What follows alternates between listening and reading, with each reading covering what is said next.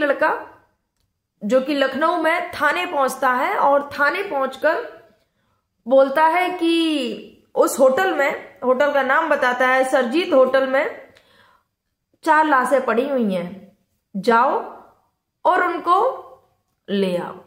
जब ये 4 लाशों का जिक्र करता है तो फिर जो लोग होते हैं, पुलिस वाले, वो सन्न रह जाते हैं। उसमें इसने क्या किया था, 4 बहनें थी और एक माँ थी। 4 नहीं, 5 लाशें थी। 5 लाशों का जब इसने जिक्र किया और पहले तो पुलिस वालों को विश्वास ही नहीं हुआ, लेकिन इसने बोला कि मैं सही बोल रहा हूं, होटल में 5 लाशें पड़ी हैं, आप जाके देख लीजिए। जब ये बात बोली तो तुरंत इसको अरेस्ट किया जाता है और तुरंत दौड़ी दौड़ी पुलिस वहां पर जाती है और होटल का कमरा खुलवाते हैं। जैसे ही होटल का कमरा खुलवाया है तो जैसे ही देखा, जिसने भी देखा उनके पैरों तले जमीन खिसक जाती है कि 5 डेड बॉडी बेड पर पड़ी हुई है। आखिर क्यों? इस लड़के ने, या क्या था इसका कनेक्शन इनके साथ में, क्यों? आखिर जानने के लिए बने रहेगा पूरे वीडियो में। आप सभी को मेरा प्रणाम, मैं सरिता राठौर। कैसे आप सभी फ्रेंड्स? आज की जो मैं सच्ची घटना आप सभी के समक्ष लेके आई हूं, इसकी शुरुआत होती है आगरा से, क्योंकि लखनऊ में इस घटना को अंजाम दिया गया था एक होटल में। होटल में ये अपने परिवार के साथ में रुका हुआ था, क्योंकि ये अजमेर शरीफ घूमने गए हुए थे। उसके बाद में ये घूम कर आने के बाद में, अजमेर घूमने के बाद में ये जाते हैं लखनऊ।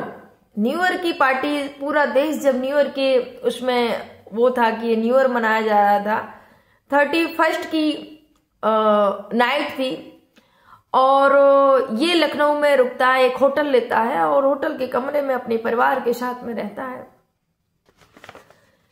ये आगरा का रहने वाला, इस्लाम नगर का अरशद, पिता का नाम मोहम्मद बदर, बेटा और पिता और 4 बहनें और मां एक घर में रहा करते थे। 100 गज का इनका घर था। इससे पहले मैं आपको बताऊं, इनके जो पिता हैं बदर, मोहम्मद बदर, ये पहले दिल्ली में रहा करते थे। दिल्ली में रहते थे तो इनकी शादी हुई, उसके बाद एक बच्ची हुई, इनकी बीवी नहीं रहती तो ये क्या करते हैं, आगरा चले जाते हैं, दूसरी शादी करते हैं।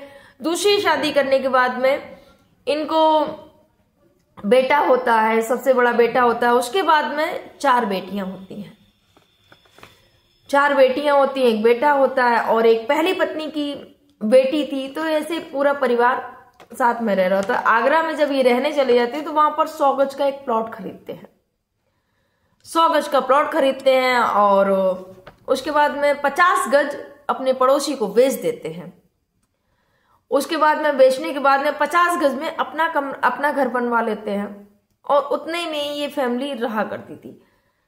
और उनके पड़ोसियों का कहना है कि इन्होंने, क्योंकि जो ये अरशद है, इसने जब इस घटना को अंजाम दिया, अपनी बहनों और अपनी मां की जिस हत्या की अपने पिता के साथ में मिलकर, इसने वीडियो बनाया कि मुझे मोहल्ला वाले मुझे बहुत परेशान किया करते थे, और उसने योगी जी को भी पत्र लिखा था कि मुझे धर्म परिवर्तन करना है, मुझे हिंदू धर्म में जाना है, मेरे जो मोहल्ले वाले हैं मुझे बहुत परेशान करते हैं और वो चाहते हैं मैं जेल चला जाऊं ताकि मेरी बहनों को बेच सकें। वो बहुत सारी चीजें उसने मीडिया में बोली थी, उस पर वीडियो में, और ये वीडियो वायरल हो जाता है। अब जैसे ही ये वीडियो वायरल होता है तो लोग खबर लेने के लिए निकल पड़ते हैं, क्योंकि कहां पर घर था और ये कितनी हद तक सच्चाई है क्या नहीं है। तो जो वहां के थाने में जब ये खबर पहुंची है तो वहां के जो पुलिसकर्मी थे वहां पर पहुंचते हैं और इसका पूरा जायजा लेते हैं कि इसने बताया कि घर पर भी कब्जा कर रहे थे और बहुत ज्यादा प्रताड़ित किया जा रहा था। इस वजह से इस घटना को इसने अंजाम दिया। यहां पर इसकी जो बदर मोहम्मद की जो पहली बेटी थी, इनकी बेटी ने दूसरी शादी की थी, लव मैरिज की थी। तो ये कहीं ना कहीं इनको ये सही नहीं लग रहा था कि ये कैसे भी करके बेटी को वापस ले आते हैं। कश्मीरी व्यक्ति शादी की थी तो वापस ले आते हैं इस बेटी को, और उसके बाद में कुछ समय बाद वो बेटी बीमार रहने लगती है। बीमार रहने लगती है तो वो क्या करते हैं कि घर में ही एक दिन उसकी मौत हो जाती है। चीखने की आवाजें आती, चिल्लाने की आवाजें आती, क्योंकि बहुत ज्यादा उसको दिक्कत होती थी, तड़पती थी। तो घर में ही कब्र खोदने का वो प्लान बनाते, घर में ही खोद देंगे कब्र इसकी, और यहाँ पर ही इसको वो कर देंगे। इसके बाद में क्या होता है, जो पड़ोस में थी उन्होंने देखा कि कोई आवाज नहीं, कुछ तो हुआ है, और रोने की भी आवाज है। तो फिर वो आती है, देखती हैं कि ऐसे ऐसे करके, तो बोलते हैं, फिर वो जाती है अपने लड़के को बताती है कि ऐसे ऐसे करके उनकी बेटी नहीं रही है और वो घर में ही कब्र खोल रहे हैं, क्योंकि उनको कब्रिस्तान जाना चाहिए। वहां पर जब कब्रिस्तान पास में ही है तो उन्होंने बोला क्यों नहीं कब्रिस्तान चले जाए, बोले नहीं नहीं हम यही कर देंगे। फिर वो जब बोलती है जाके, तो उनकी लड़की ने और लोगों से बोला। उसके बाद में वो उसको कब्रिस्तान में ले जाते हैं सफुर्दे खाक करने के लिए।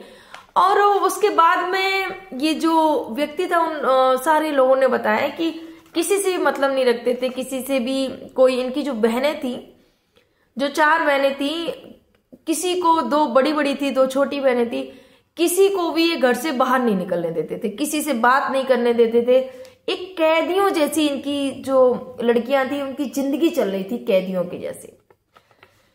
लड़कियों ने बताया कि हमेशा जो मोहल्ले वाले जो आसपास रहते थे, बोले हमेशा मारपीट की आवाज आती। इसकी जो अरशद है, इसकी शादी भी हो चुकी, क्योंकि इसकी उम्र 25 साल थी। इसकी शादी होती है और शादी के बाद में कुछ समय इसका रिश्ता चलता है। 28 जुलाई 2019 को इसका निकाह हुआ था, और 19 में निकाह होने के बाद में कुछ समय तक रहती है। वो अपने घर पर बताती है जाके, ये मारपीट किया करता था अपनी पत्नी के साथ में।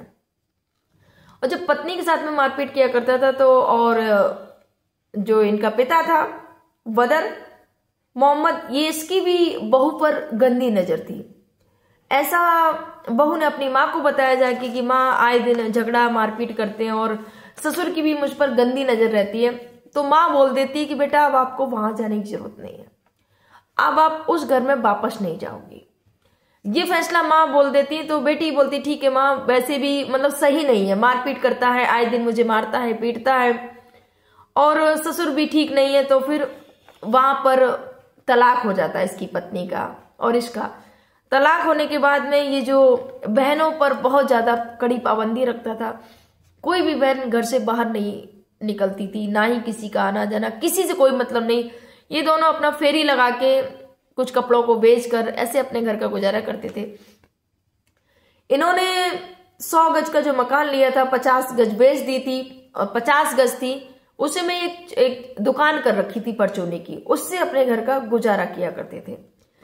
यहाँ पर कुछ चीजें इनके जीवन में, एक एक्सीडेंट हुआ। एक्सीडेंट क्या हुआ, सामने एक पड़ोसी आए थे और ऑटो उनकी दुकान में जाके घुस गया। अब जब दुकान में जाके ऑटो घुस गया तो जो छोटी बहन थी उसको उंगली में चोट भी लगी, जो सामान था वो भी थोड़ा फैल गया। तो उन्होंने तुरंत पुलिस बुलाई, और जब पुलिस बुलाई तो जो पड़ोसी थे, उनके रिश्तेदार जो आए, तो उन्होंने बोला कि अनबैलेंस हो गया ये ऑटो, इस वजह से ऐसी घटना हो गई, अनियंत्रित होने की वजह से जो भी इनका नुकसान हुआ है हम उसकी भरपाई करेंगे, उसका हम पैसा देंगे। तो जब पैसा देने के लिए तैयार हो गए तो मामला वहां पर रफा दफा हो जाता है। इसके बाद में मामला जब रफा दफा हो गया, ये बात अरशद को नहीं सही लगती है कि मेरी कोई सुनवाई नहीं हो रही है और मेरे साथ गलत हो रहा है। बहुत सारी चीजें इसने वो की, और उसके बाद में आए दिन किसी से झगड़ा और वो सब चीजें, और ना ही किसी के यहाँ जाना ना आना, किसी से कोई लेन देन नहीं। इसके बाद में क्या होता है कि ये प्लान बनाते हैं कि चलो घूमने के लिए चलते हैं, अपने पूरे परिवार के साथ में घूमने के लिए निकल जाते हैं।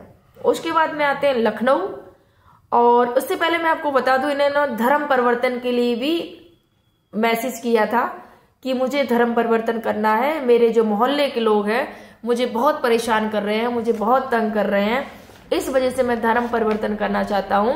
ये चाहते हैं कि मैं जेल चला जाऊं और मेरी बहनों को ये बेच दें जाके। मैं अपने अड़ोसी पड़ोसी और मोहल्ले, जो मेरे मोहल्ले वाले हैं, उनसे मैं बहुत तंग आ गया हूं, इस वजह से मैं धर्म परिवर्तन करना चाहता हूं। और बताया कि मेरे ना रहने के बाद में मेरा जो घर है, मेरी जो प्रॉपर्टी है वो हिंदू ट्रस्ट को चली जाए और उसमें राम मंदिर बनाया जाए। इन्होंने ऐसी वीडियो के माध्यम से उन्होंने बोला और कुछ लोगों के नाम भी इसमें बोले कि इन लोगों ने मुझे बहुत प्रताड़ित किया, मेरी जमीन भी हड़पने का काम किया है, मेरी जमीन पर कब्जा किया है, जायदाद पर बहुत सारी चीजें सोशल मीडिया पर जो एक वीडियो बनाया। इसके बाद में ये क्या करते हैं, घूमने जाते हैं, उसके बाद में रुकते हैं लखनऊ आते हैं और लखनऊ आकर क्या करते हैं, खुरापाती दिमाग बोलेंगे इसको फ्रेंड्स। लखनऊ आकर ये क्या करता है कि जो माँ और चारों बहनें थी उनको शराब पिलाता है और ताकि नशे में वो हो जाएं, और बाप और बेटा मिलकर, सोचिएगा, बाप और बेटा मिलकर के ब्लेड के द्वारा नस काटते हैं बहन की, उसको गला दबाते हैं, ऐसे करके एक एक करके 5 लोगों की ये हत्या कर देते हैं, मौत के घाट उतार देते हैं, 4 बहनों को और एक माँ को। इसमें बाप बेटे ये दोनों ही शामिल थे। इसके बाद में ये एक वीडियो बनाता है और वीडियो में सब कुछ बताता है, मैंने इस वजह से हत्या की और मुझे बहुत परेशान किया जा रहा था, बहुत सारी चीजें जो भी थी इसने वो की। और उसके बाद में थाने पहुंच जाता है और थाने पहुंचने के बाद में पुलिस को बताता है कि ऐसे ऐसे करके 5 लाशें पड़ी हुई, आप जाइए वहां से उनको बरामद कर लीजिए। उसके बाद में जब पुलिस पहुंचती है, फिर देखा कि सच है, इसको अरेस्ट किया और फिर इसको हिरासत में लिया, इससे पूछताछ की गई। तो इसने, क्योंकि दोनों ही ये अपने पिता को स्टेशन छोड़ के आ गया था और खुद थाने आ गया था अरेस्ट होने के लिए। उसके बाद में ये बात पे जो सवाल, इसके जो जवाब थे वो कहीं कुछ ऐसे करके, और तो और इसने जब पुलिस जब पूछ रही थी इससे 2 दिन बाद, तो फिर पूछताछ के दौरान ये पूछ रहा है कि सोशल मीडिया पर मेरा जो वीडियो उस पर कैसे व्यू आए हैं। सोचिए, सोशल मीडिया पर वायरल होने के लिए भी इसने ये सब किया कि मैं सोशल मीडिया पर वायरल हो जाऊंगा। ऐसे वायरल का क्या मतलब है। वहीं पर जब मोहल्ले वालों से पूछताछ की गई तो उन्होंने बताया कि ये परिवार किसी से भी बातचीत नहीं करता था, ना ही अपने बेटियों को किसी से बात करने, किसी भी बच्चियां घर से बाहर नहीं निकल सकती थी, कैदियों की जैसे उन बेटियों का जीवन चलता था। और अंत में अपनी बहनों और अपनी माँ की हत्या कर देता है। फ्रेंड्स, ये जो घटनाक्रम सुनाने का उद्देश्य किसी को आहत करना नहीं, किसी को परेशान करना नहीं, किसी को दुख पहुंचाना नहीं, बस आपको जागरूक करना है, आपको सावधान करना है, आपको सचेत करना है। फ्रेंड्स, आपके क्या विचार हैं कमेंट जरूर करिएगा। आप सभी को मेरा प्रणाम। जय हिंद, जय भारत, जय सिया राम।